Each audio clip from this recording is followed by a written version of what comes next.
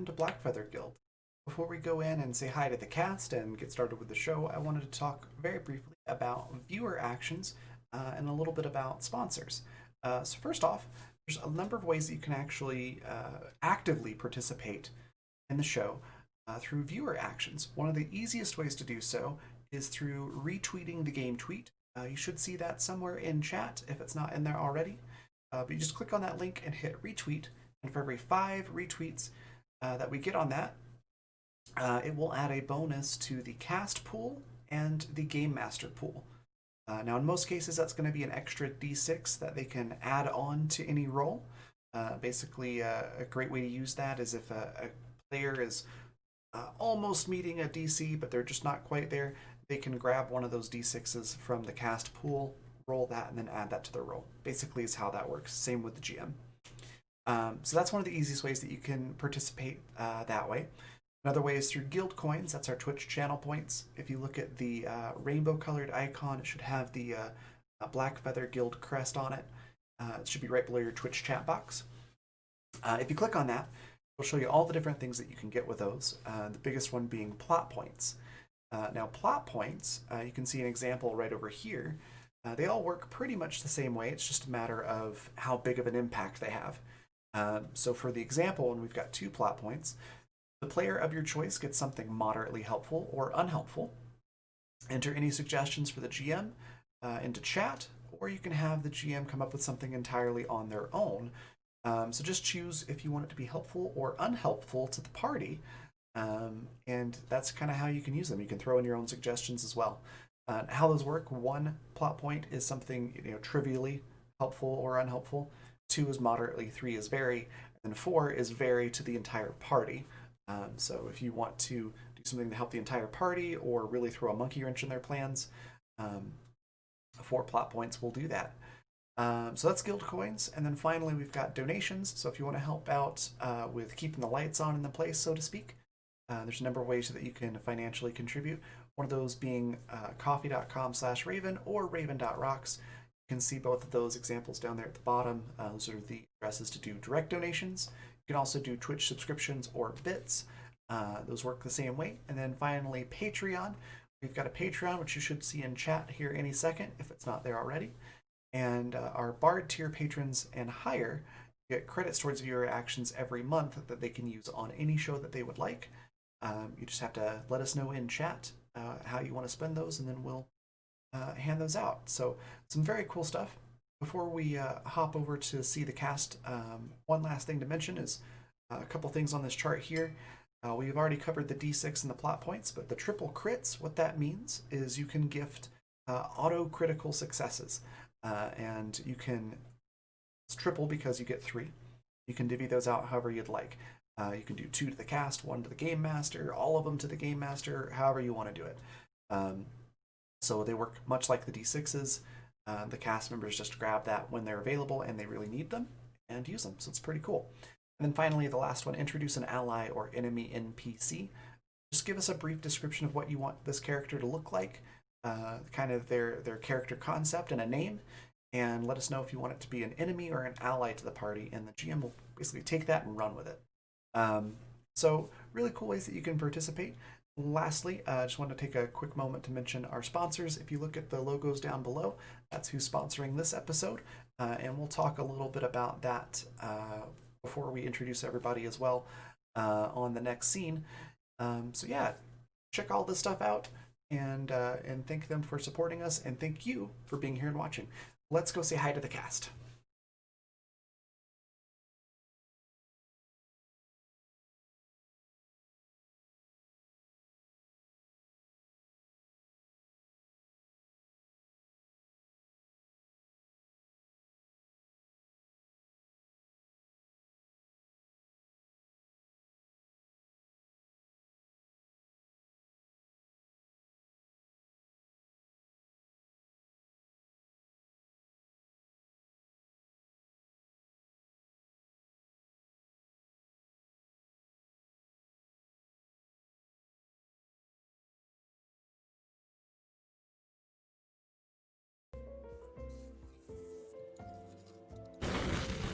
Hey, welcome back, everybody. Welcome to our next episode of Exodus, which I'm pretty excited about.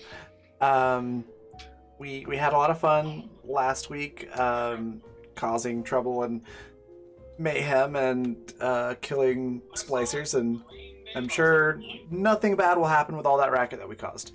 Um, Before we jump into everything, though, we're gonna let everybody introduce themselves and their character. I'll start with myself. I'm Raven. I'm the creative director for the Raven Evermore. I do all sorts of stuff involving tabletop, from designing systems to professional GMing, voice acting, a whole bunch of different stuff. You can find out all about what I do at pretty much everything in my link tree, which is right there in chat. And then before I do move forward, real quick shout out for sponsors, which is also in chat. Grinding Coffee Company. If you go to grindingcoffee.co and use the code RAVVYN, you can get 13% off your order, and they roast it right before they ship it out, so it's really fresh coffee. It's really good. Also, Intrepid and Fundamental RPG, two of my projects which sponsor the channel. Fundamental RPG is my tabletop system. There's a link to First Edition, which is available on Amazon there in chat, and the playtest version for Second Edition, which is available for patrons on my Patreon. And that should be coming out later this year. And then Intrepid is adventuring gear for real life. So sportswear, casual wear, and accessories and things that you can use for your real life adventures. You can check that out in chat as well. And then finally, I play Niklaus Sebastian Adama, or Klaus at times, sort of a Dr. Jekyll and Mr. Hyde situation. Neither one of them are particularly good guys. They're both pretty on the villain side of things. They're just not the bad guy in this campaign. But they're a lot of fun to play. You love to hate them. And yeah, we'll see what trouble they get into this week. With that, I'll pass it on down to Yasmin. Tell us about you and Bambi. Hey, I play Bambi Darling. Oh, I should probably tell you about me. I'm a illustrator and graphic artist. I just launched a comic book, not a comic book, I'm doing that too, a coloring book, which I have a limited supply available on my website. It's also available on Amazon. I'm going to post a link here in a minute when I find it again. I'll get back to that. Shoot, I lost my train of thought. Bambi! I play Bambi Darling, who is Exodus's sweetheart, or so we thought she was. Bambi just got, last episode, just got called out for being in an affair with the most important person in all of Exodus's existence, husband.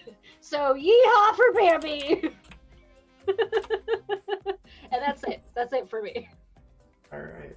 And yeah, please do post the link for your coloring book and the comic book too in chat. Oh, yay! Thanks. Yeah. And then Rowan, tell us a little bit about you and Pepper Ann. Hi, I'm Rowan North. I'm a freelance illustrator and art educator. I have a website. I'm just trying to, make a happy corner of the internet away from all the stuff, and I am working on stuff for my store.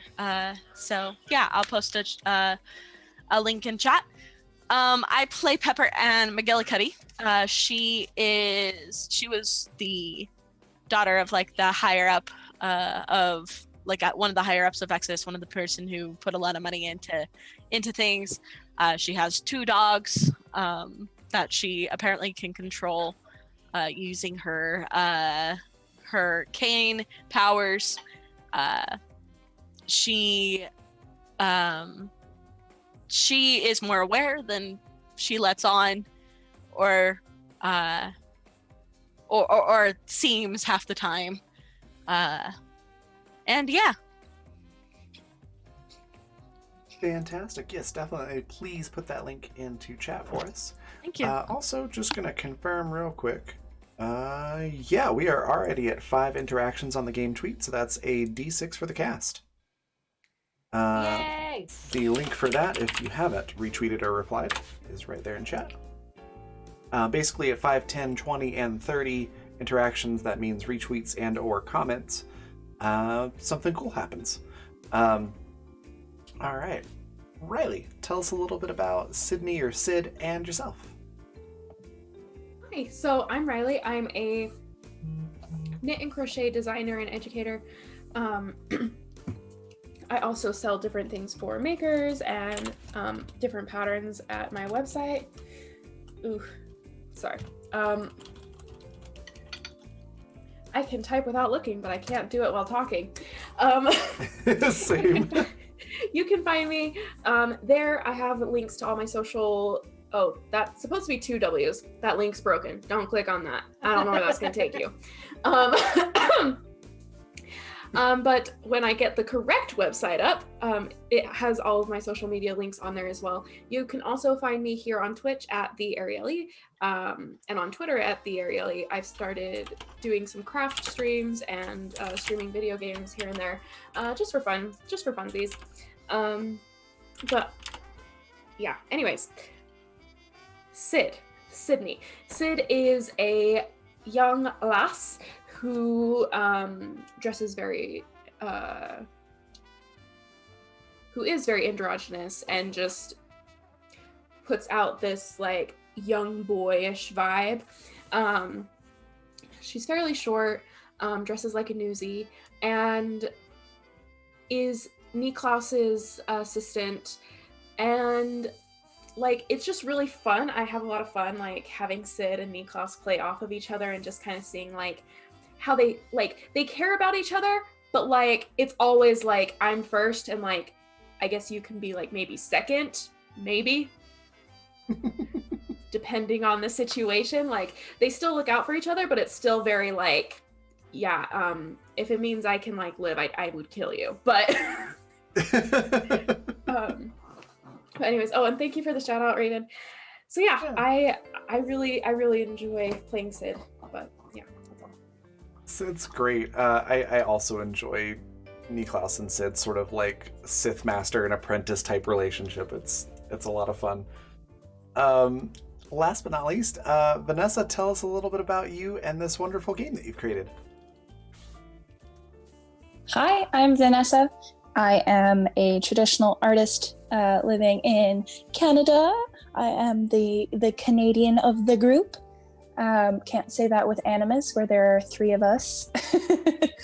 But yeah, I'm primarily a traditional artist. I work in pencil sketch and watercolor. And then more recently, some digital stuff as well. You can check out my stuff on Twitter. I have an art Twitter, which is @PepperoDraws. That's Peppero like the candy. And you can also see my work at coffee.com/PepperoPrincess. This is Exodus.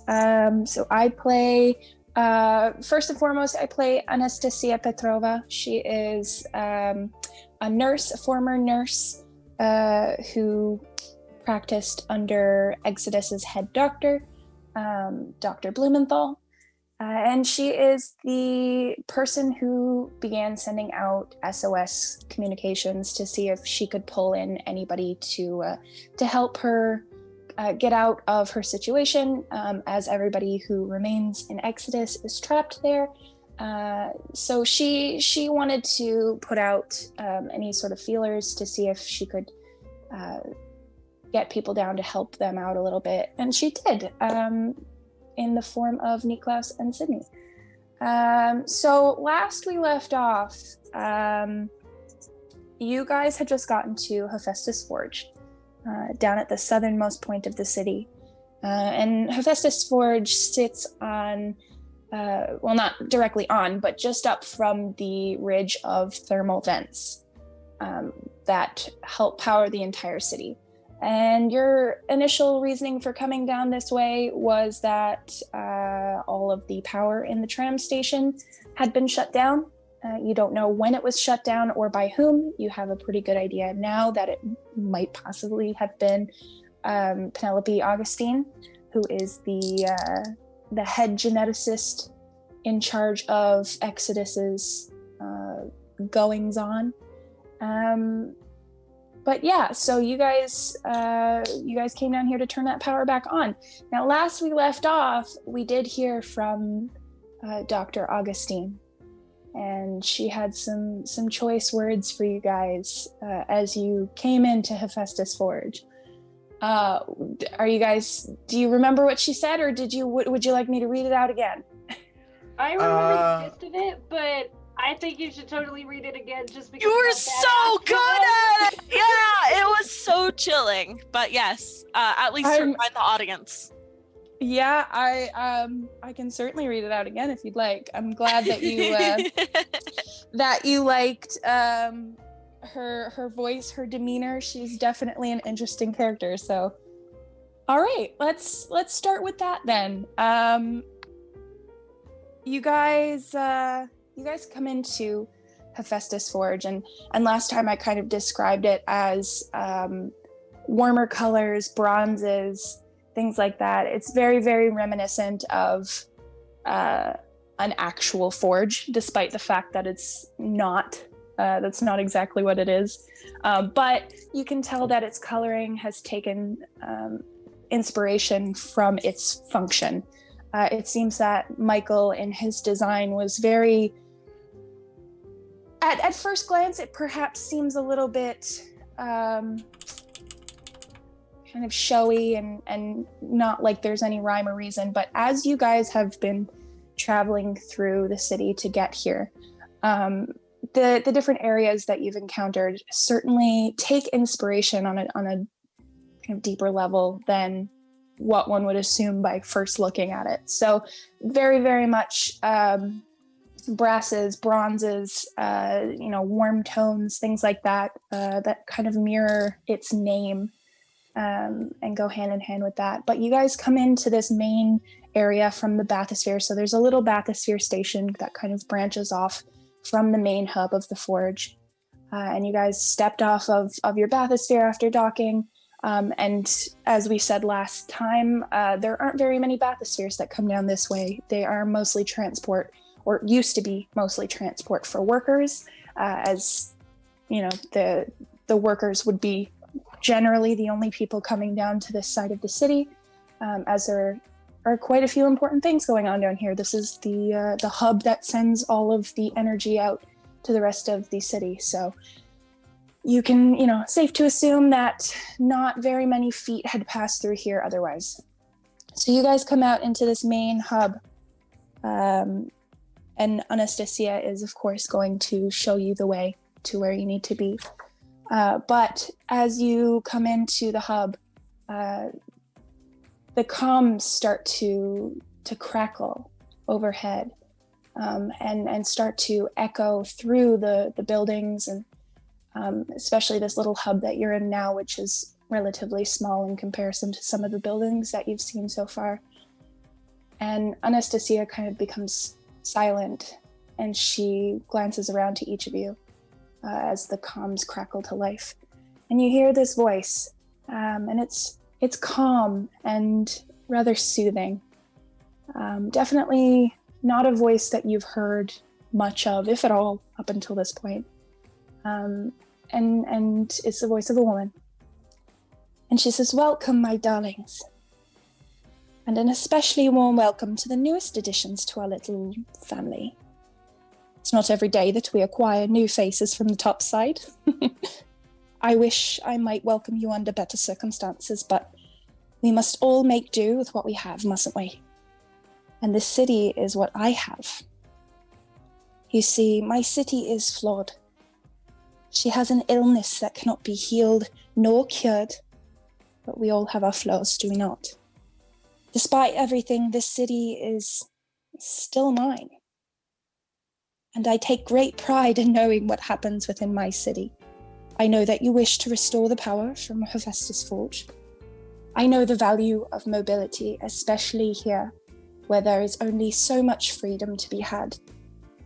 And funny, isn't it, that Exodus was built in the name of freedom only to become a prison. But I digress. I know what it is that you desire most. A way back home to the surface, to the sun. And particularly you, Miss Petrova, correct? I can only imagine the way you dream of playing in the sun with your little one. Your daughter, Maggie, isn't it? To feel the sun on your face, reflected in her curls.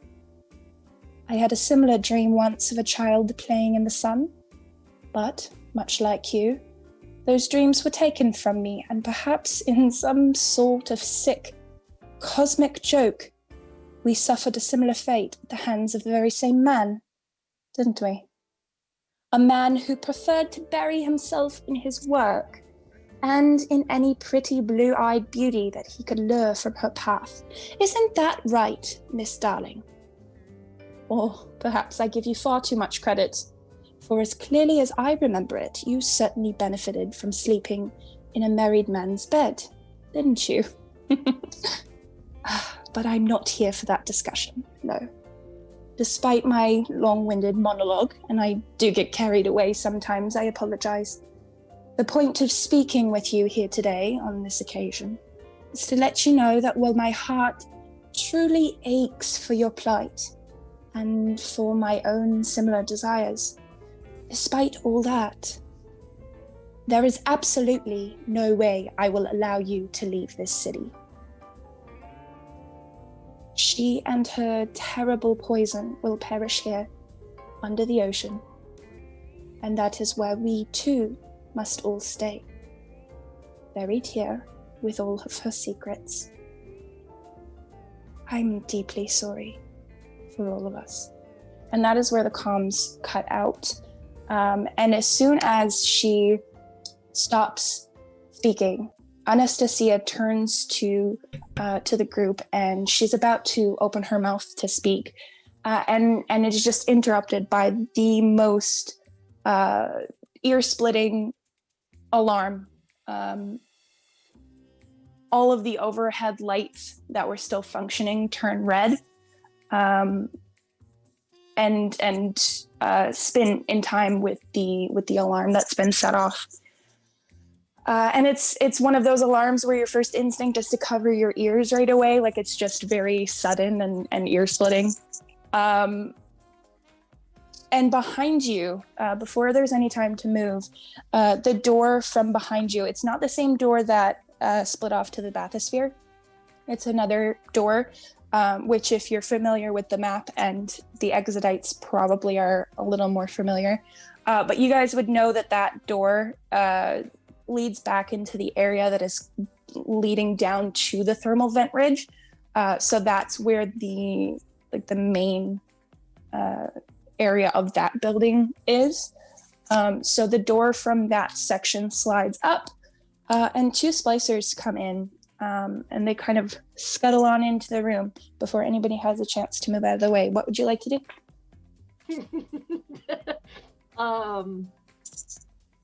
I need a second to think of a song. Flamethrower. Yeah. I know. So one thing I just wanted to mention, as shoot, what's her name? The British lady that was talking? Penelope? Penelope. Penelope, thank you. Not As that Penel- Niklas would know that. Yeah, as Penelope was talking, I think Niklas is sort of rolling his eyes and being like, blah, blah, blah, yes, your life is so hard. Blah, blah, blah. You know, Niklas, if you're not very, very careful, you might die. I'm not saying he's like Stop. shouting that, just like if anybody was watching him or is looking to see his reaction, he's sort of rolling his eyes and muttering that. But as the door opens and there's two splicers, I think I'm gonna have to pull a Krieger and just be like, and smoke bomb, and do the smoke bomb. Oh, wow. Okay, you will have to refresh me, Raven, on the the system that we devised for your smoke bombs. I cannot remember, and I did not write it down. I think it's pretty much just it happens, but it has a limited number of charges, and I have to try to replace those over time. Yes, That's so what scraps are for. Mm-hmm.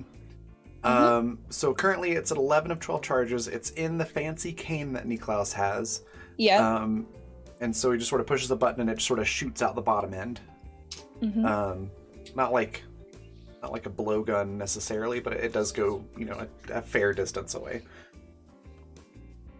Okay. So yeah, gonna do that and try to block the vision of the two splicers from at least seeing the group very clearly, so that we can retreat. Okay. So, what I'm gonna do is I'm gonna take I have like a little.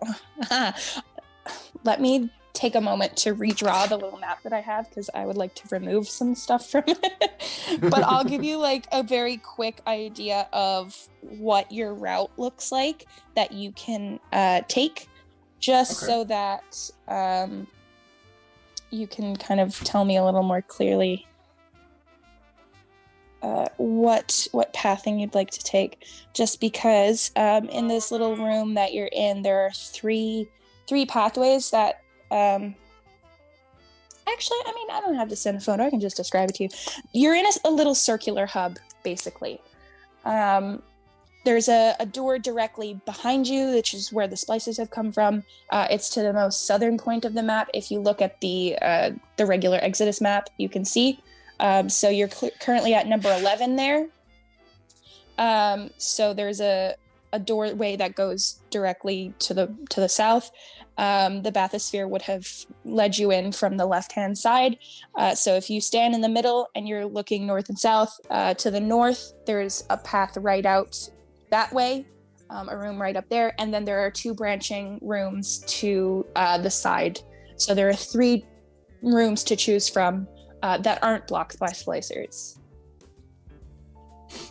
Okay. So where would you like to go?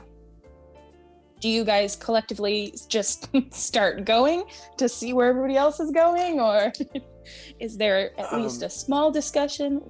I mean, Pepper is not ready for the splicers, really. I mean, once the alarms were, I think she and the dogs were both alert. But I don't know. I think she immediately looks over at Anastasia to figure out, like, are we going to run? Are we going to fight? Are we going to turn on the power? What are we doing? Go on. Oh, go ahead. Bambi's clearing her throat, getting ready for an attack. She a brawler? She's not. She's not at all. Sorry, She what just likes popped to in my think head she's was, something. I'm a fired up my laser. Roar! I don't know why that popped in my head, but that's what popped in my head. That's adorable. Anyways, but yes, no, she looks at. I mean, she is readying herself as this smoke bomb, I guess, goes off.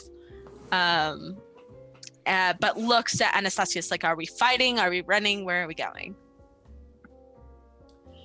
Anastasia looks toward the center hallway, does a quick glance to the other 2 hallways to make sure that they are clear, and she begins to run towards the center. Yeah. Oh, Pepper's gonna head that way. She's gonna look to the others, but and she just follows Anastasia. Bambi will start to back up, but she would like to use Siren Song to at least slow down one of the participants. Niklaus will run with the group, but look to Sid and say, Sydney, use of the flamethrower would not be amiss right now. So Sid is just gonna like point the flamethrower like in the direction that she had seen the splicers and just like start backing up with everybody else while just like blasting this flamethrower like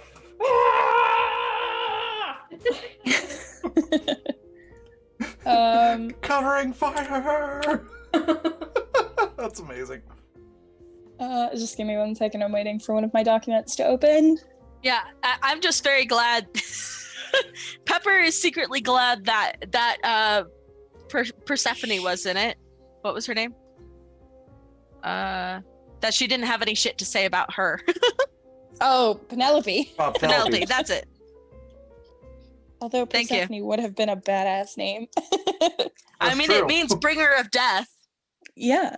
I mean, player knowledge, not character knowledge, but I don't know. I think you guys will perhaps come to understand Penelope a little bit more. So I don't know if bringer of death is exactly what you're going for.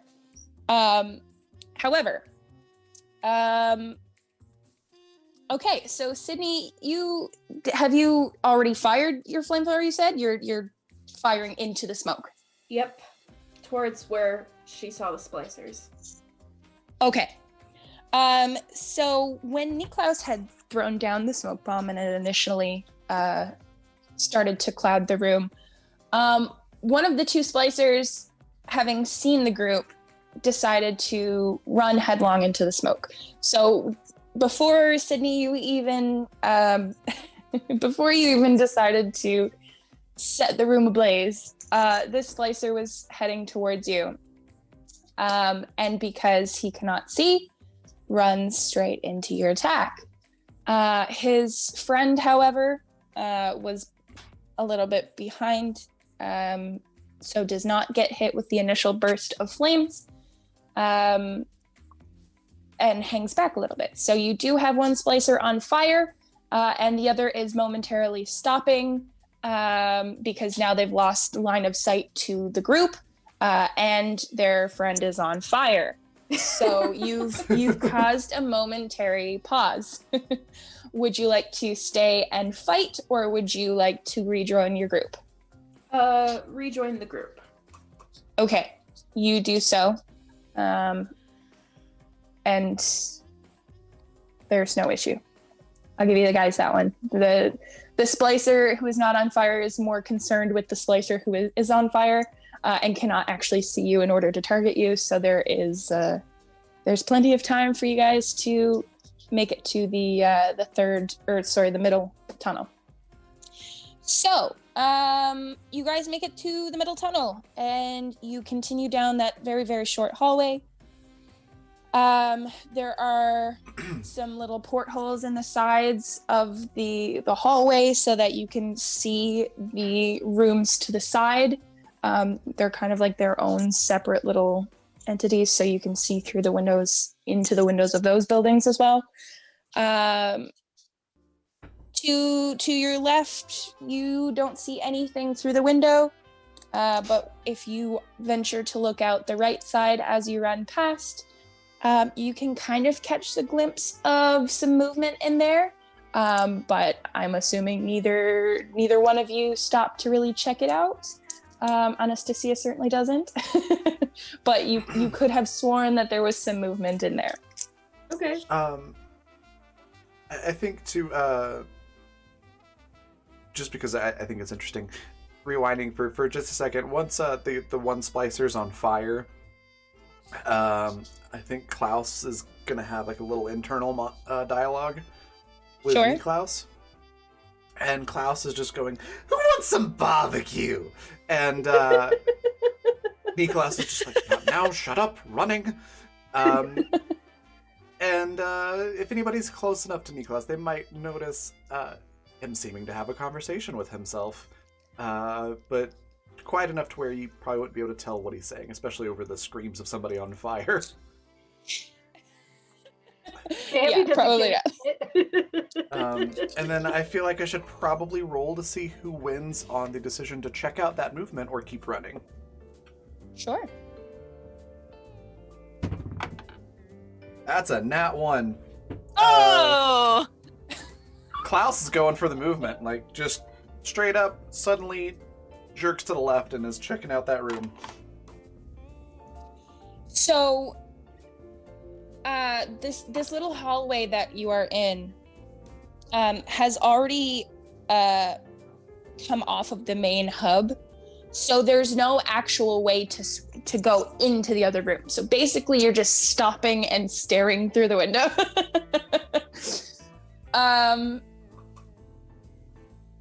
But yeah, so Klaus stops to check it out through the window. If you want to roll me, I think it's probably awareness. Yeah, roll me an awareness. Right. Got points. In Or there. rock me like a hurricane. I mean, roll me. Swirl awareness. Nat 20, 22. Oh my god! Interesting. Or the other. On an offhand note, I didn't expect you to really pay much attention to the other room. Okay. The rest of us wouldn't. Exactly. That's why I didn't put much stock into it. But Klaus, you motherfucker. Now you have Klaus to make chaos. me think. That's true. I should always be prepared for chaos. I know this. Okay, so Klaus, you stop and peer out the window in this small hallway through the what's reinforced through the reinforced glass window that peers over into the opposite tunnel and into the room beyond.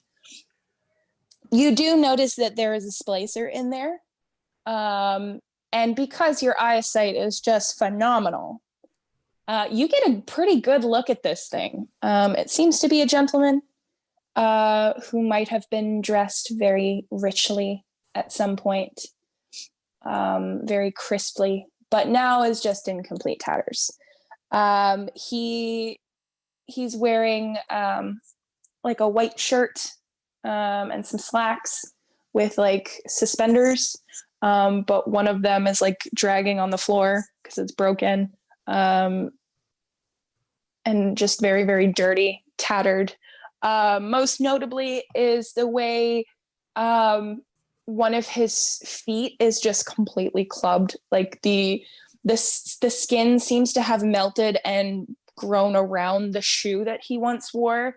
Ew. Just like these large bulbous sores that kind of have assimilated the material of the shoe. So as he kind of like limps in the direction past the window, he's just kind of like dragging this clubbed foot shoe mess that is just once might have served a purpose as a foot, but no longer. You also notice that his hands are in a similar shape. You can't really discern individual fingers because they are just too fleshy and too distorted to really be called fingers anymore. He doesn't seem to be holding any weapon, and he does not seem to notice you. So he continues to shamble on his way. But you do know that if you were to turn around and go back into that room, you would probably only be dealing with the one splicer, as there is no other movement.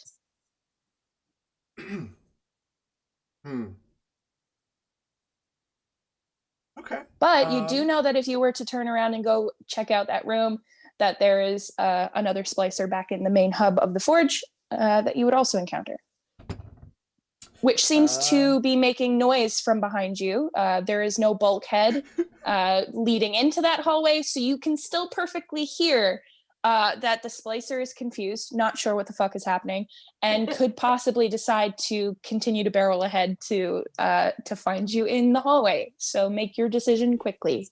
So yeah, I just rolled resistance to see if Niklaus or Klaus makes the decision, and I got a nat 1 again.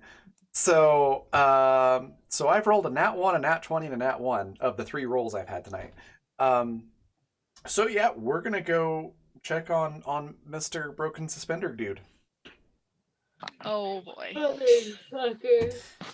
Cause I yeah, think- this is great. I think as Niklaus veers off, one of the dogs actually notices and lets out a bark. It's Hearn, who is the black one. And Pepper looks back and then looks up at Anastasia and is like, So Anastasia comes to a halt, kind of like cartoon skids on the floor a little bit, turns around to see Klaus, whom she does not know is Klaus, Niklaus's retreating form. And she calls out, not anything in particular, but she just kind of makes a roar at him to stop. Yeah. I assume Klaus does not respond. I think Klaus will respond in Niklaus's voice and say, I'll catch up with you. I see something quite useful. Bambi's caught between Pepper and Niklaus, who's not Niklaus, and is just like, why does this always happen?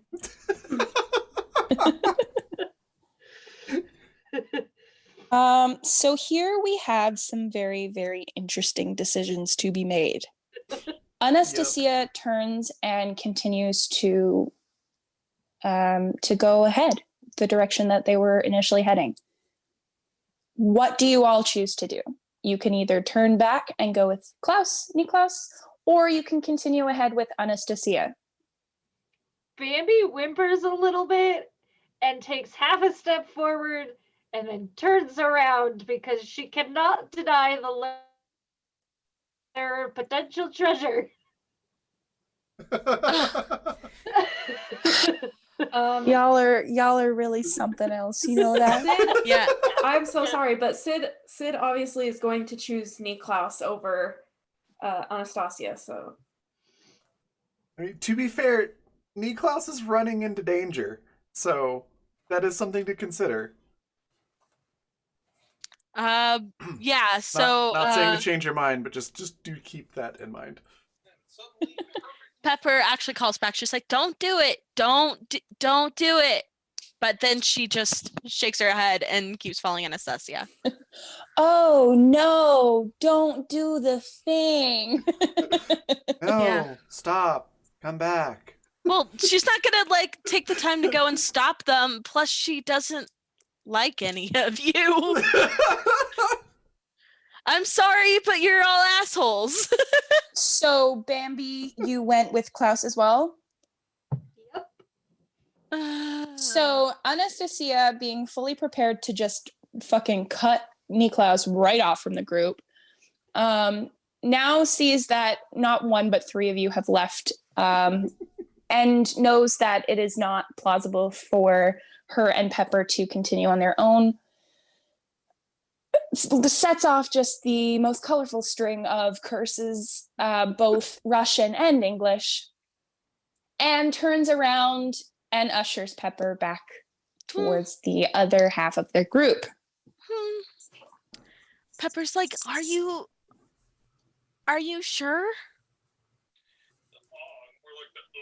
Anastasia just kind of vocalizes in no particular manner, just a sound of, well, not agreement, but this is what we're gonna do. So it might I thought be for sure Niklaus is just gonna be off on his own. I absolutely thought so as well, and I was prepared to let you make that choice. But yeah, Pepper's just like, but yeah, I mean, Anastasia just ushers you along. they're gonna kill us. Sid is mostly just concerned because, like, Sid's like, I would not assume that Niklaus would just run back into danger. So I'm very intrigued. I will watch. You guys, we were doing so well. It's the nat ones. I know, right? Yep. And these are the and I'm not sponsored by Die Hard Dice, but I have to plug them. These are the Fey Queen Die Hard Dice. So of course, them being Fey Queen, of course they're gonna be chaos.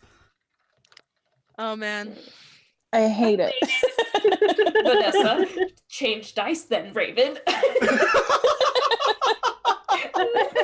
I don't have my other ones at my desk right now. This was a actually need to similar grab my issue. dice. This was a similar issue that I had with Annie and Mira's dice.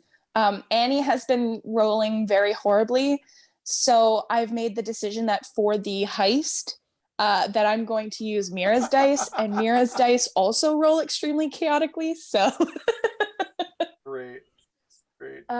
Annie will be embodying Mira for their next upcoming heist in space. So, hey, if any of you guys watching the stream have not seen Animus, check that out on Saturday. A lot of fun.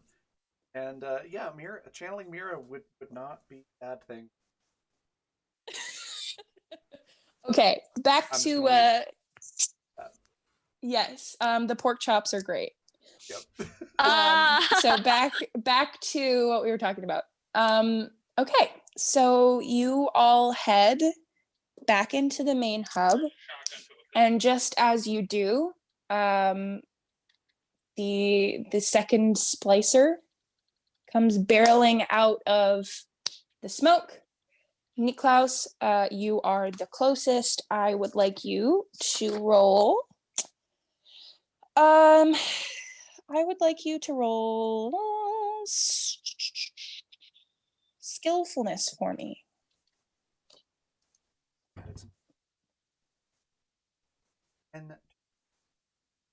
10 total.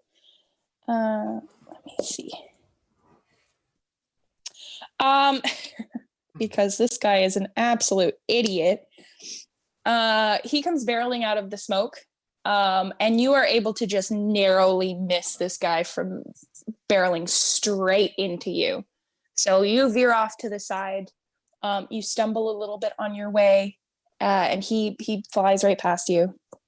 All right. So who Sid? You came out after, right? Mm-hmm. All right. Let me just keep track of who's on foot here, because y'all are giving me a fucking headache. Sid's Is, kind of. Sid's not talking necessarily. over you?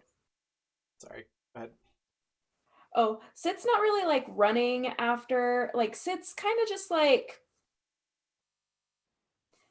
chilly, just like kind of walking with her flamethrower. And so like as Klaus would like speed past and like leave splicers in his wake, she would just kind of be like holding her flamethrower, just prepared to like burn some splicers. Is talking a free action, by the way? Sorry, say that again?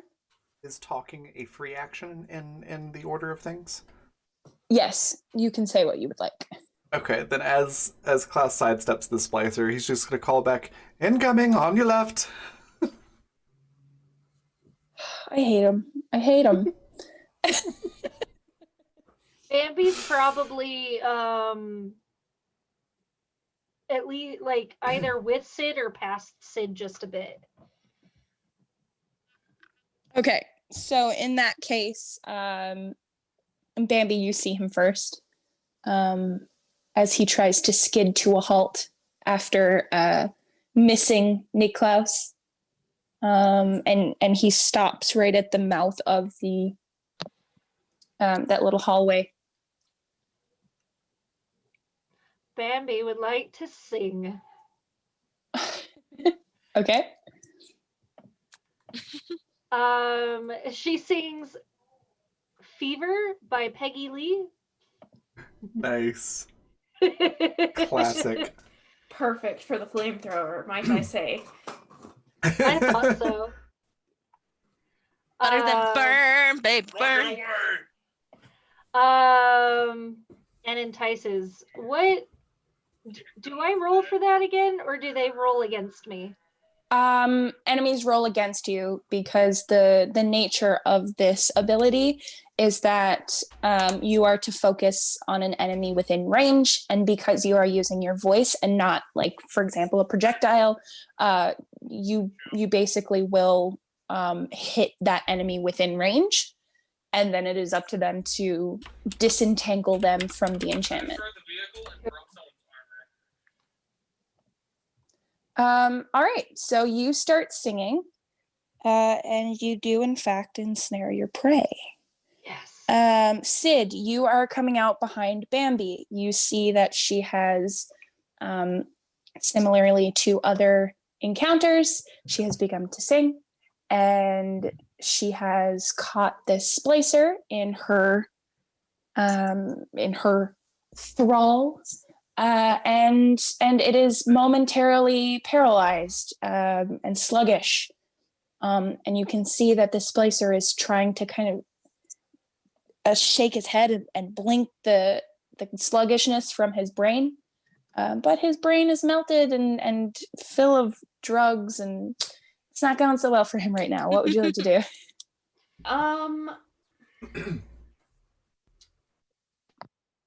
How like does it look like if Sid were to touch the splicer that they would like break out of it, or can Sid tell? I will get you to roll Uh-oh. investigation for me. Okay, let me pull up Roll20 really quick, or grab my dice, whichever one's faster. I think pulling up Roll20 would be faster.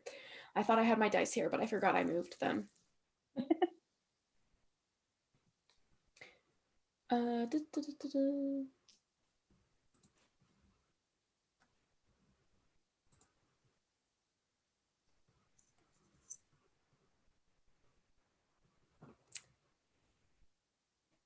Okay.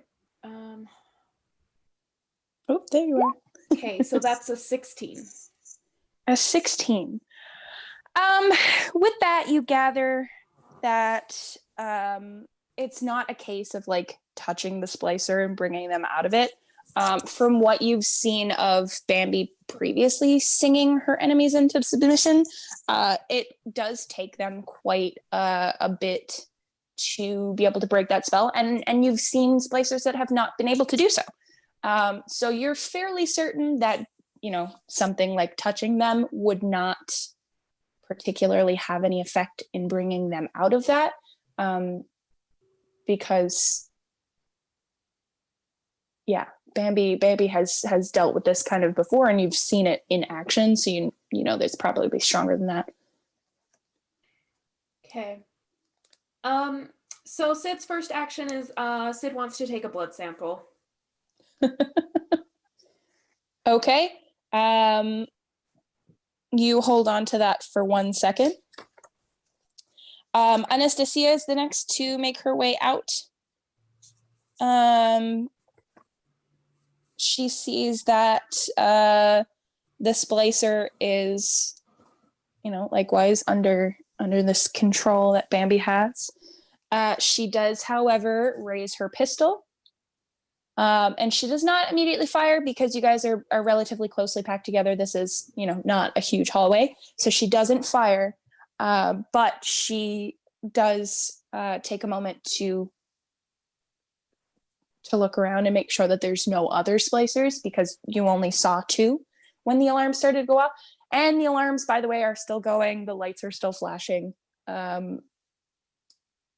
So just keep that in mind. Bambi, I will let you know, Bambi, that you do have the understanding that if you are too far away from the splicer, or if you move yourself too far away from the splicer and they can no longer hear you, that will also have an effect on how this works. I'll just give you that one because I completely forgot that the alarms were messing with you guys, but yes. Oh, yeah. So make sure that you stay relatively closely as you sing. But yeah, so Anastasia comes up, she pulls up her pistol, waits, and that is all that she does. Pepper, you are bringing up the rear. What would you like to do? I can only see the one splicer. I don't know what's in the room, right? Yes. Well, Room is still a little bit foggy. Well, the room that Klaus is ducking in. Yeah, no. You can't see that yet because it branches off in another direction. Is there a rat that can? It's a good question. Like, what is so interesting that Niklaus would break away? That's what That's what Pepper's doing to decide.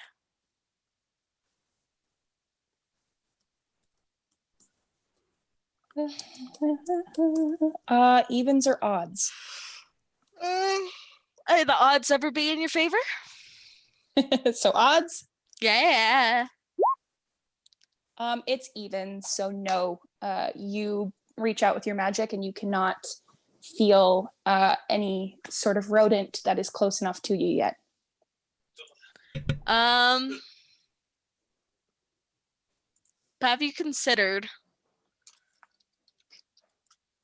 Have you considered there is a rodent?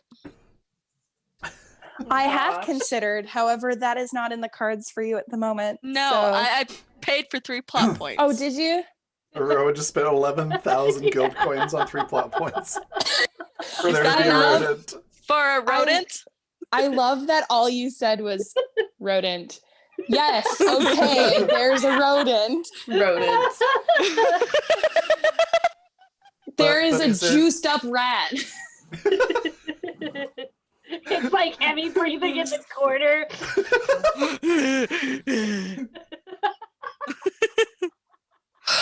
Yeah, no. Is his name Splinter?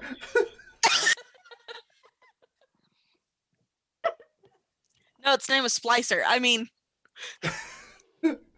Oh. all The right. forbidden I'm going love to child of try Shredder to. and Splinter. Splicer. I hate it. I hate it. I'm sure that there's some Rule 69 of that somewhere. Rule 69? Roll. Whatever rule. 34. 34. Rule 69. Oh,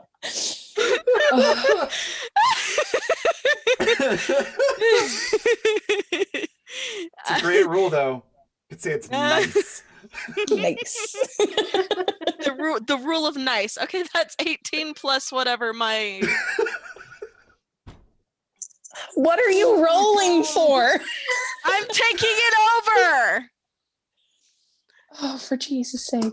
What is even happening? For man's best friend, don't I have to roll for anything that's not dog? Yes. Oh Give my me a God. second because I don't have the rules right in front of me. Because it would be too good of me to be prepared for things. Is there God any knows- preparing for this group? No, that's exactly my point. I don't know what to prepare because there's nothing that I possibly could. Well, be Given the prepared fact- because rodent.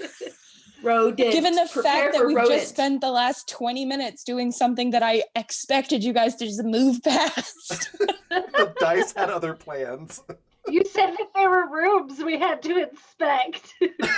True. You said something moved. My fatal flaw, giving you information.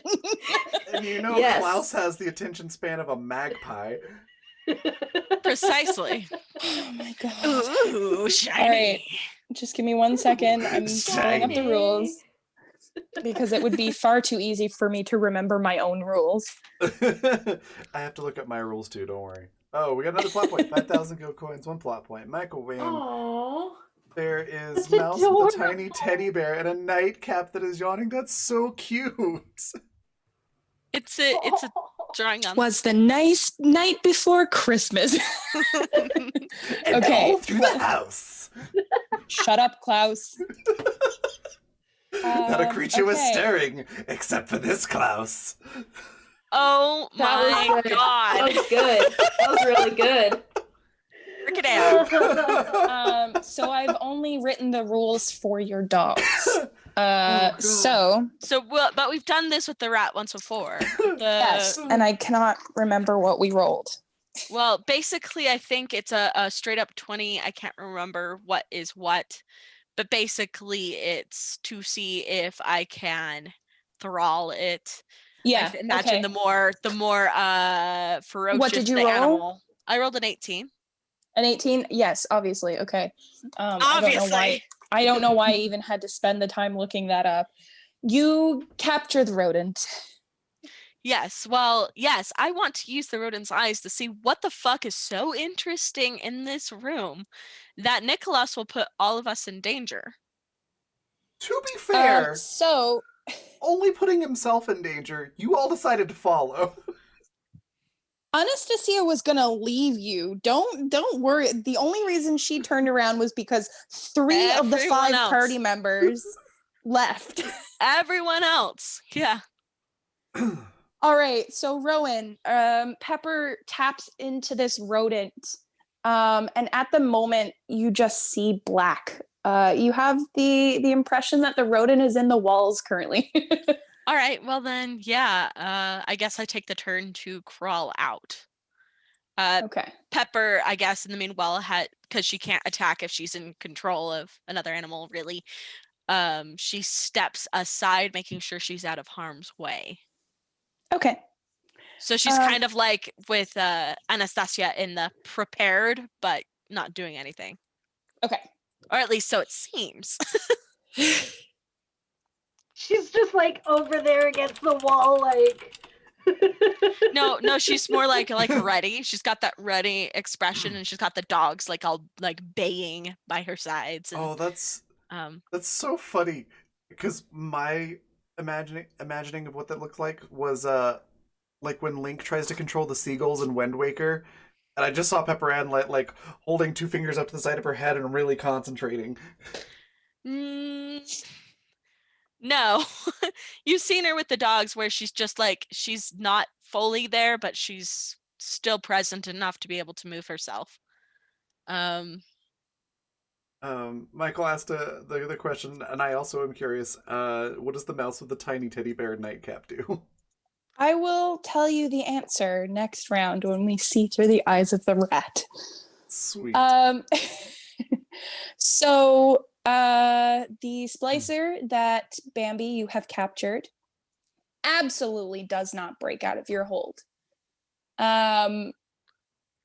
He does manage to take a few steps forward. Precarious balance kind of sways as he moves. His footsteps are extremely heavy as he kind of drags his legs forward. So he does come a little bit closer to you, Bambi, and away from Niklaus, because now you're in his direct field of vision, so he's moving towards you. But no, does not break out of your hold whatsoever. Also, we lost Yaz. Yeah. Oh no! Internet I was just crashed noticing. BRB, they said. Okay. What? 'Cause I was noticing. I'm like, wait, my camera's not in the right place. There's a beautiful picture of Raven where my face should be. Yay, Yaz is back. Yes. Sorry about that. No worries. No And camera's in right worries. order. Yay! Yeah. So Yaz, what did you hear last that I was saying? Did you hear me? I didn't hear you. I believe that Rowan was the last person I heard. Oh no. Sorry. So basically, I just said that there's absolutely no way in hell that the splicer broke free from Bambi's song, Cool. but is still trudging towards you very slowly, very sluggishly. His footsteps are extremely heavy as he's like dragging his feet forward towards you. Because you are now directly in his field of vision. You are the object of his eyes right now. That's fine. So he's I give him fever. What? I give him fever. There Of you course, go. I'm going to be the object of the apple of his eye. The apple of my eye. All right. So would you like to do anything? Bambi's going to slowly step kind of like around, sort of drawing his attention away from the others. And then she would like to beat him with her microphone. Okay. So given the fact that the situation is a little bit different this time, you need to concentrate on still being heard. So you are now exerting physical effort, I guess, and you would like to also maintain your song. So I am going to get you to roll me a skillfulness check. Cool. I'm gonna roll my actual dice because D20 has not been nice to me. That is a unnatural 20. Okay. Yes, you are able to do both things at once. Cool. So are you looking to strike this turn? If I'm able to. I would So- say yes. Okay. So you've rolled skillfulness to make sure that you can do both. And now I would like you to roll accuracy because of your proximity to each other. I will let you roll with advantage. Cool. Oh, nat 20.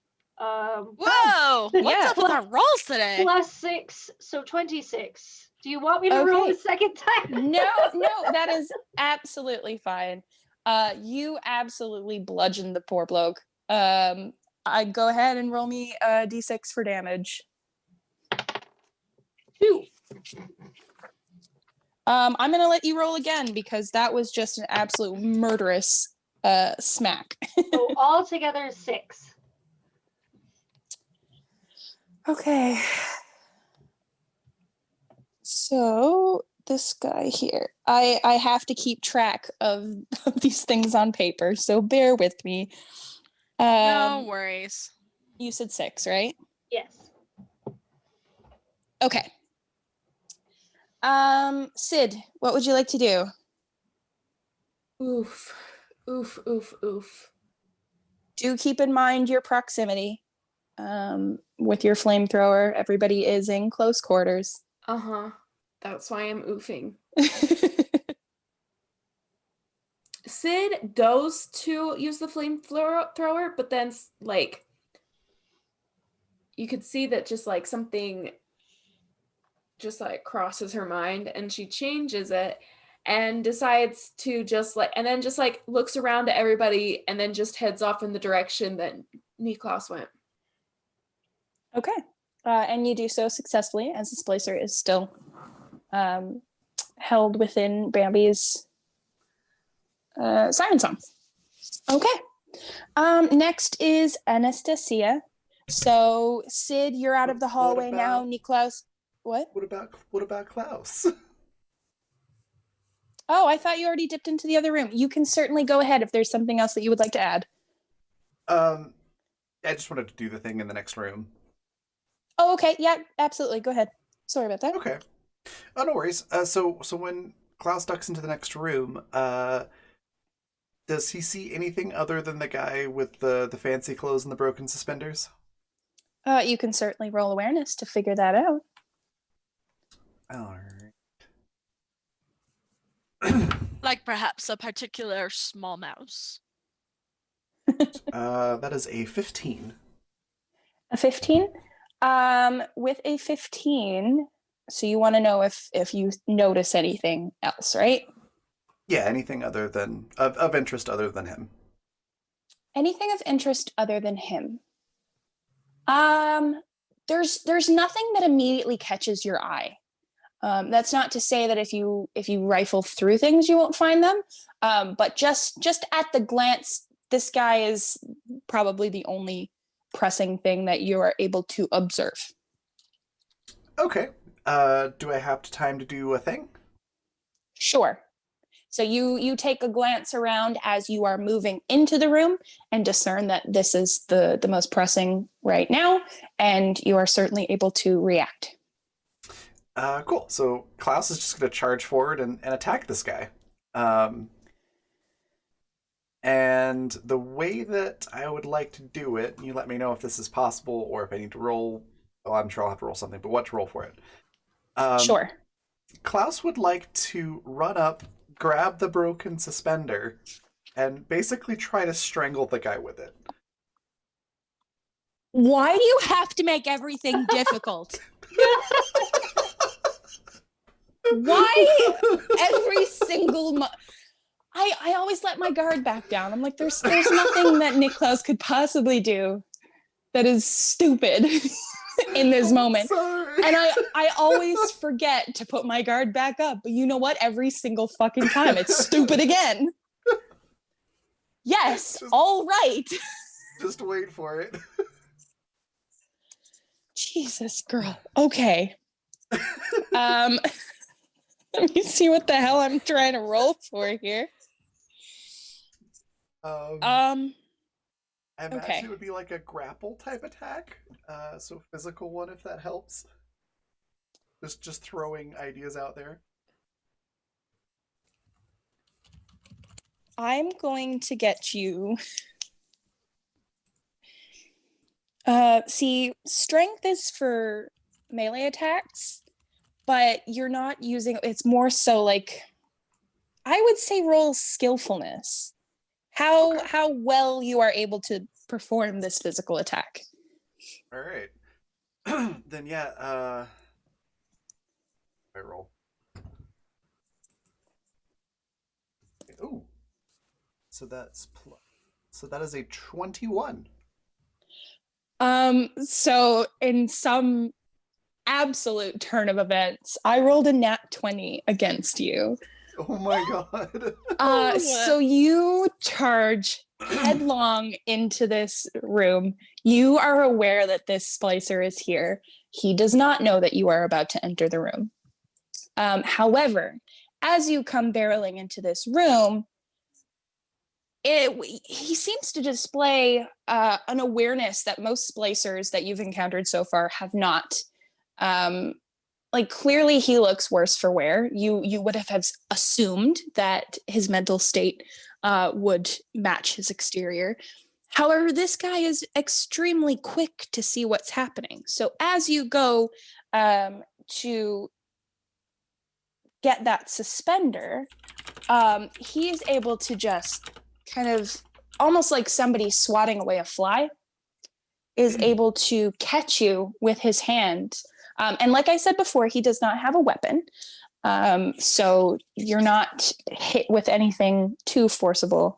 However, he does catch you on the side of the head and is able to knock you down and deal 3 damage. Bullshit.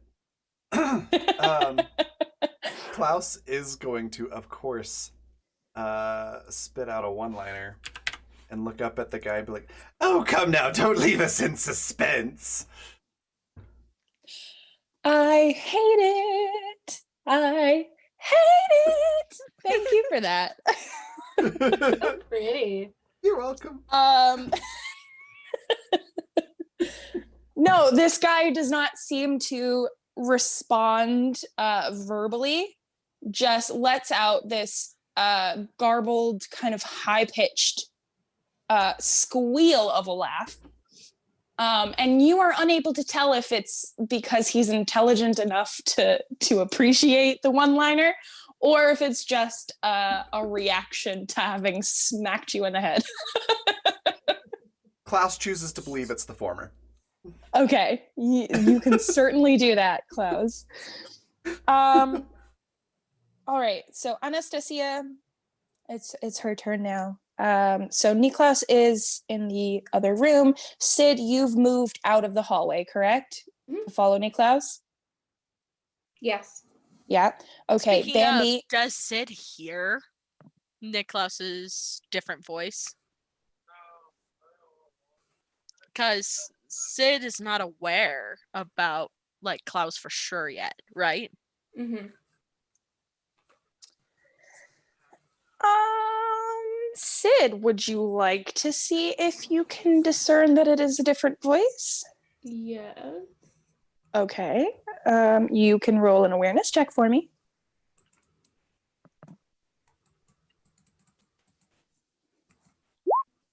Oh, boo. You hear Niklaus speaking, but as with before, even if you hear kind of a different tone to the voice, there's nothing concrete for you to assume about anything about it. So, Plus, there's alarms. and yes, Nothing there is to see also here. precisely. Thank you, Klaus. Yeah. So yeah, you don't know anything. You don't make any assumptions or anything like that. So Bambi, you've sidestepped the splicer. Are you hugging one of the walls now? Are you still kind of in in the way? Like, where is what is your positioning? She would be closer to the walls now so that she's out of the way of Anastasia. Okay. So seeing that the way is now open, Anastasia is going to shoot. And she scores. I mean, let me just pull up her stat sheet. Accuracy. Oh, yeah, she's got a nice little bit of accuracy. So yes, she is able to hit the splicer for 2 damage. Perfect. All right, Pepper, what would you like to do? I've got a rat. I want the rat. I've got a rat. Rat, You rat, certainly rat, do. Rat. So yeah. Your last movement was to have the rat exit from the wall. Yes. Um, By the way, do I hear this different voice then, or this rat perceive this different voice? Hold on. I have to interrupt the game for a moment just to tell you guys this. So my cat is about to turn 6 years old. And we have a dog, and she just turned 3, and she loves the cat. The cat does not like her. As you do. And my mom has a recliner that she always sits in, and the cat loves the recliner, and so does the dog. And my mom has this blanket that she puts up on the back of the recliner, and sometimes the dog will use her teeth to pull it down so that she can arrange it and lie on it. The cat was sitting on the recliner, and the dog pulled the blanket down on top of the cat, and now they are both sleeping on the recliner, and the dog is sleeping on top of the cat. It's really, really cute. And I've never seen them this close in proximity for this long of a time. Take a photo. I did. I'll post it in the Discord for you guys. Sorry, Yes. I just had to tell you that because it's really, really cute. All right, so the rat. The rat, that is good. Roll awareness for me. Let's do it that way. Old-fashioned way, eh? Yeah, because rats are not as intelligent as people, and there are alarms going off, so we'll see. Okay, awareness, that is a 19. 19. That's adding, of course, Pepper Ann's awareness. Yes. So the rat is able to hear the voice. Pepper, in turn, is able to hear this voice through the rat. Obviously, the rat has no opinion on the voice, as it is a rat. Pepper, you may do with that information as you will. You do hear that the voice is different from Niklaus's usual voice. If you were to say, probably would not have immediately given you the idea that Niklaus was already in the room. Perhaps this was the Splicer's voice. Yes, that's what possibly her initial thought is until she can go in and get a look around.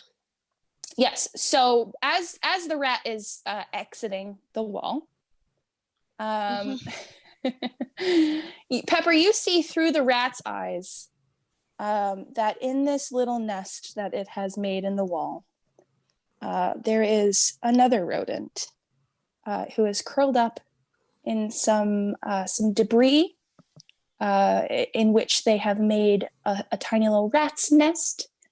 And this other rodent appears to have what can only be described as a tiny hat and something that shockingly looks like a stuffed animal.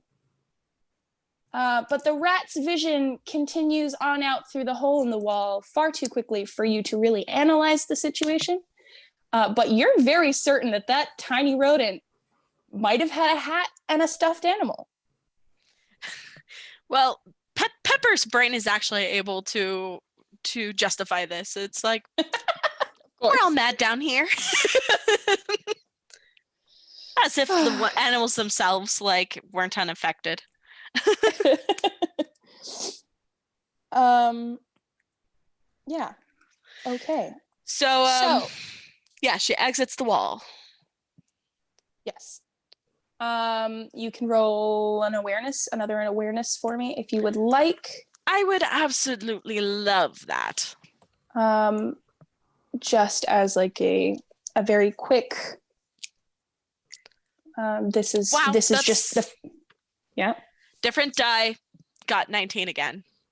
That's with Oh. her awareness.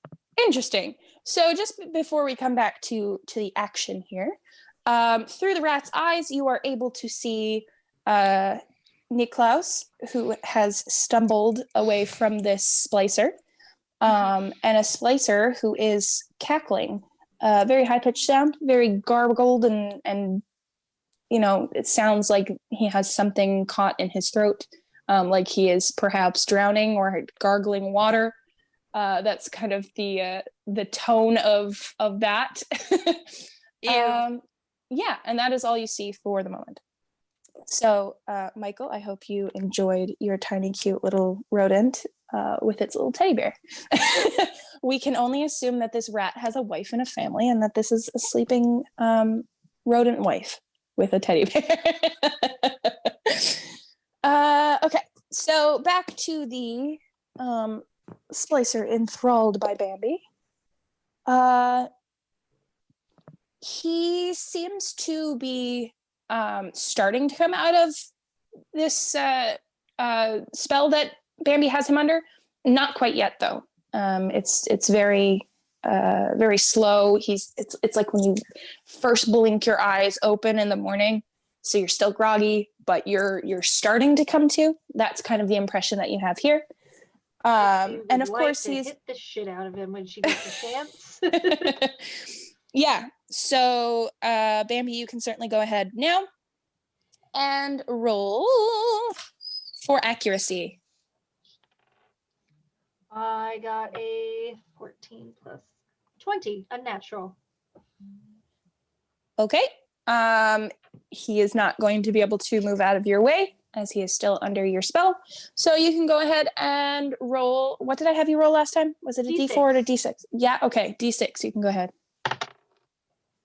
4 points of damage. 4 points. Alrighty. Also, I have 1 use remaining on my Siren Plasmid, and I don't have Able Hypos or Vials of Cane in my inventory. Would you like me to roll for my side effect? You Or have would you like me to one wait? use left? 1 use left. We'll let you deplete that 1 use before we roll for your side effects. How about that? Super cool. Awesome. All right. So, yeah, roll. You already rolled your d6, right, for damage? Yep. 4 points. Correct. All right. So, seeing you beat the shit out of this guy, Anastasia is going to shoot once again. Yay for middle distance weapons. Yep, she hits. She must have shot him in the foot or something because she only got 1 point of damage. That's a real bummer. Hey, thanks so um, much. Or just like probably grazes the ear. I would see that. Thanks so Makes much more for that sense. donation, Yeah. Michael, for 2 plot points. The suggestion is that any animal Pepper Ann controls for whatever length of time you see fit, Vanessa, they have a tiny hat on them. I love it. I would say that doesn't apply to the dogs. Yeah, probably not. Pepper Ann That's could funny. be hallucinating. That's true. Michael, would you like us to give the rat a tiny hat? Is that what you're getting at there? If you want the rat to have a tiny hat, I can certainly give the rat a tiny hat to match his little rat life. Is that Can okay? the Splicers have tiny hats and it be a birthday party? Oh my god, yes. Suddenly, this has become that one very specific game of Among Us where everybody's wearing party hats. Or no, it's like Borderlands. Yes. Oh my. Okay, yes. For some reason, the rat Pepper that you are controlling has a tiny hat, which matches his tiny little rat wife. They're both wearing tiny little rat hats. Oh wow. Yeah. There you go. Awesome. So before we get back to Pepper, Niklaus, what would you like to do? Let's see.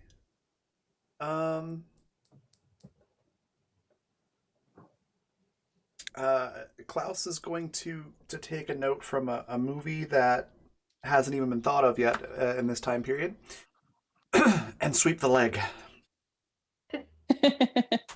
That's okay. In the Exodus handbook, I have I'm pretty sure I have like a Star Wars reference in there. I'm like, so amazing. Yay, 80s references. Yeah, You it do. literally You says absolutely in do, the description for a plasmid, I think, or one of the skills, and it just says in parentheses, like, I don't know, this hasn't been thought of yet or something. I don't know, but yes, it's there. That's amazing. Yeah, sweep the leg. All right, so let's go for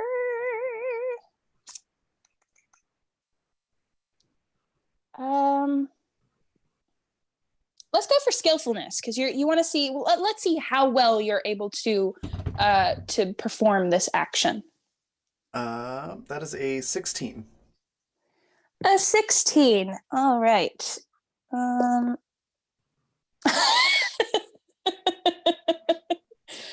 I rolled a 17 for dodge. Once again, the splicer I'm gonna sees use you coming.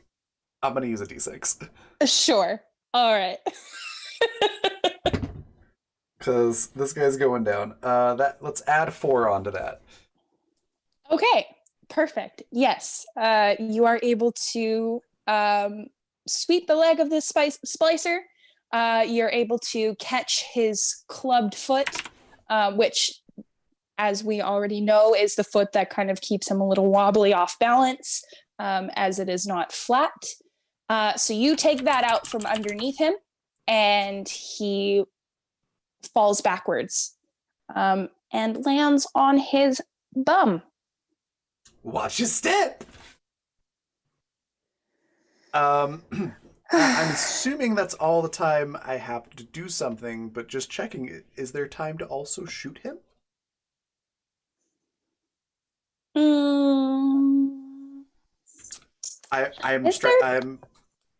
It's a stretch, I know, but I have to ask. Is there time to shoot him? I will get you to roll for swiftness. And if you have a high enough swiftness roll, then I will allow you to do it. That's one I'm actually pretty decent at. That is going to be a 20.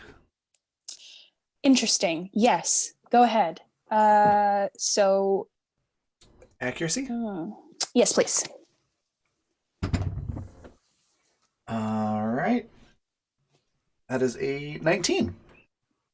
Okay, hits. You can go ahead and roll your d6 for damage. All right. That is a 5. Ooh. And Perfect. Let me take off a bullet. Sweet. Awesome. All right, so that brings us back to Pepper, I believe. Did Sid get a chance? See, I had an order, and when you guys broke off, my order got screwed up. Sorry. Right, yes. So Sid, you are moving into the other room. That is correct. I have to move you to the other side of the order now. Because of course you guys couldn't make this easy on me for once. I apologize for skipping over you. Yes, Sid, what would you like to do? So Sid is gonna walk in. So at this point, would Sid be seeing Klaus acting up, or would? Yes. So you probably wouldn't have initially seen him knock the leg out from under the splicer, because that's where you had have been ducking into the other room through that little hallway there. But you do see that the splicer's on the floor. You do see Niklaus jump up and shoot him. Or shoot him from the ground. I don't know which. What did you do, Niklaus? Did you shoot him from the ground or did you stand?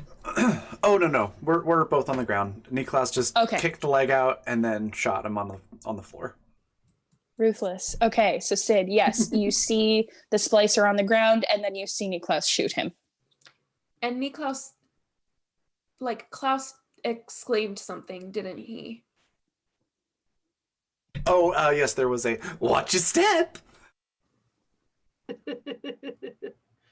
And Sid would have known that this came from Niklaus.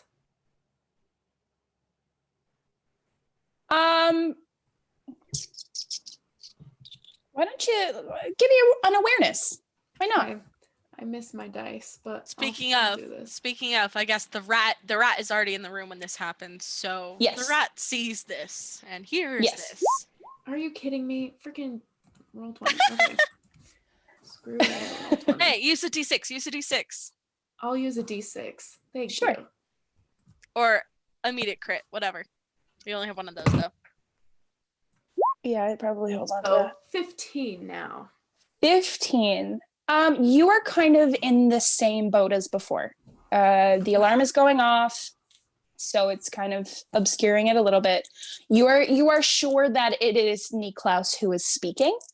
However, once again, there's nothing really for you to cast suspicion onto.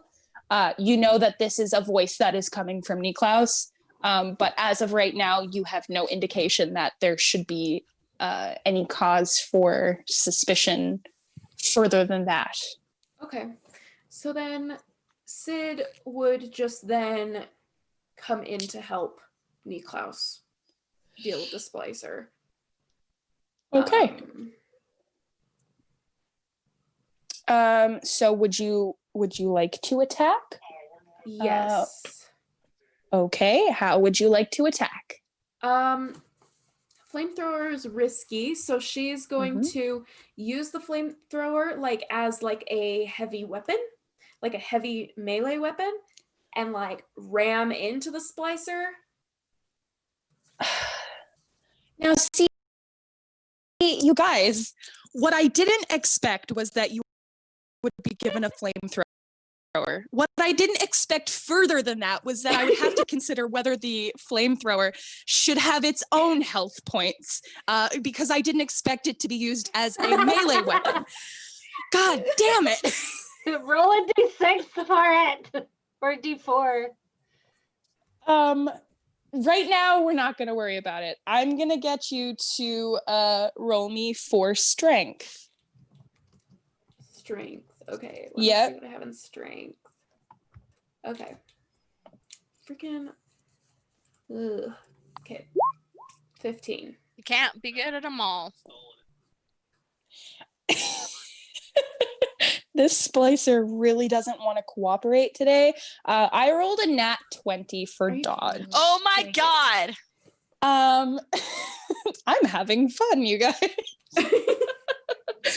You come into the room. Niklaus has shot the splicer.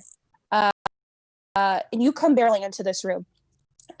Raise the flamethrower in order to slam it down into the splicer as a heavyweight melee weapon. He visually sees what is happening and rolls to the side and narrowly misses you as you slam the flamethrower into the ground. As he rolls, he leans on the side that has been shot point blank by Niklaus, and you see as he rolls away, there's a large blood stain on the ground where that wound in his side was, but he does manage to come out from your attack unscathed. Okay, so back to the other crew. Is it Bambi or Pepper first? Bambi first. Or sorry, it's the splicer first because he's tried to get out of the spell. All right, so he does not. Can Pepper say something? As Sure. like a free? Yeah. She's like, he is attacking a buffalo. That's why he went in there. The buffalo's minding its own business, and he broke group, and he went in there just to attack the buffalo. He's insane. He's insane. That's a little bit of a pot and a kettle situation, don't you think, Pepper? No, she's using like a it's like, and his voice is so grating. What is wrong with his voice? He's insane. You can't trust him. Anastasia kind of gives you a look as you're saying these things, and you can tell that she doesn't quite understand what what the thought process is there. Obviously, she doesn't know that you're seeing through the eyes of a rat, and she doesn't know who the buffalo is. But she decides to put that aside for the moment, as there are more pressing matters at hand.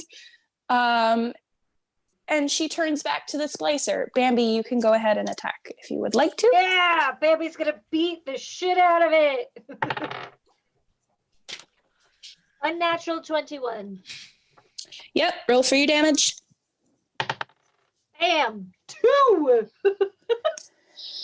And this guy falls over. Your microphone makes contact with the side of his head, and just kind of as it makes contact, you hear this great crunching noise, and then there's a splatter all over the wall, and Bambi partially on your dress. Yeah, yes. I mean, Bambi's like, oh no, and just like lifts part of her dress and wipes it on the wall.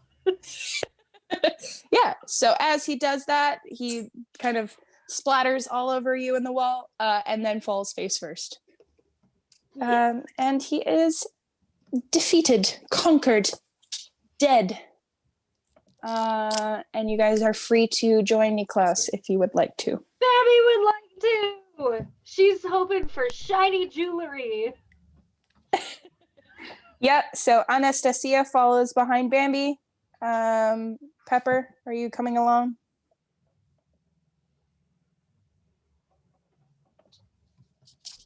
Yes, sorry, I was muted. Mostly worries. she doesn't follow until Anastasia goes, and she's at that point she kind of catches up, and she's just like, no, you don't understand. There's a big buffalo in that room with big cloven hooves, and he just went in there to attack it, to find it for no reason. He had no reason. Bambi gives Pepper just a look. Like a look that is like partially dumb blonde and partially like, I'm definitely more sane than you are.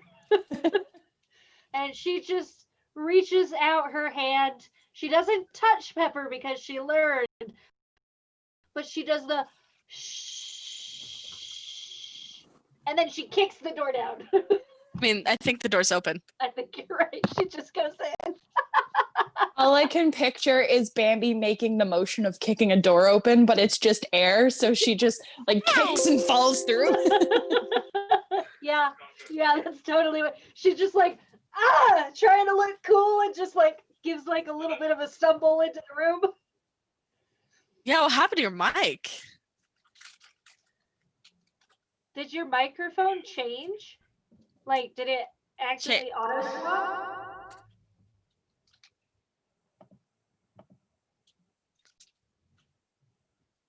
Yeah, good? I'm totally getting a different sound now. Can she not even hear us? Your internet problems tonight. 'Tis the season. she's lost audio as well. All right. Oh, I can hear you better. No. You sound like it's better. It's old radio sound though. Yeah, you sound like something's covering your microphone. Yeah, kind of fuzzy. All right. Well, should we take right now to have a little 10-minute break then? That's probably a good idea. Let's message Raven, let her know. Yeah. So in that case, we are going to take our 10-minute break now. So you guys can go stretch your legs, get some snacks, stay hydrated, bio break if you need to.